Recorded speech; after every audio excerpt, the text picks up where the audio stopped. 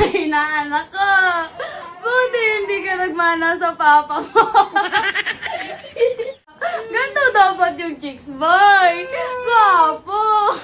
Hindi ka gaya sa papa mo. Sipain kita dun eh. Andito ang anak ni Kuya ngayon sa bahay, mga katapang. Hiniram niya. Bihira lang sila makapagbanding sa anak niya kasi hiram-hiraman lang sila sa mama ng bata. So, pupuntahan natin ngayon kasi na-miss ko na rin yung inaanak ko kasi isa ako sa naging ninang nung bininyagan siya.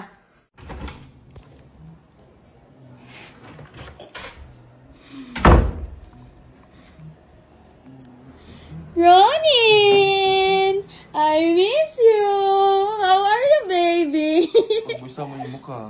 Oh, ayaw niya ipasama yung mukha ng bata. Kasi pogi, hindi nagbana sa kanya. Bakit nga pala Ronin yung pinangalan mo yan? Ano to, interview? Sagutin mo na lang.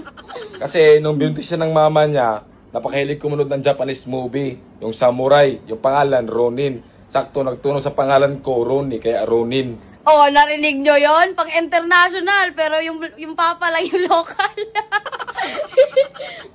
Bigay mo na yung pamasko niya. Habang dito siya sa bahay kasi uuwi ito ng Manila. Oh, ang layo pa ng December, mas atat ka pa sa bata. Bigyan mo ng iPhone 17 para may papanood siya na kukumelo. Buti alam mo, hindi pa ngayon nakakapagsalita yung bata. Alam mo na kung ano yung gusto. Akin na nga, paano ako na inaanak ko. Hawak ka kaninang mo, oh. Akin na. Kaninang mong mayaman.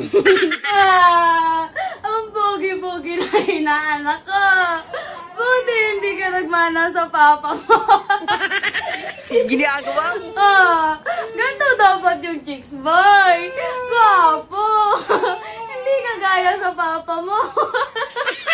Sipain kita dun eh. Okay na yan?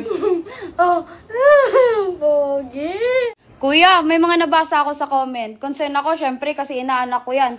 Anong masasabi mo na kawawa daw yung bata kasi naghiwalay kayo sa mama? Sunod-sunod talaga siya.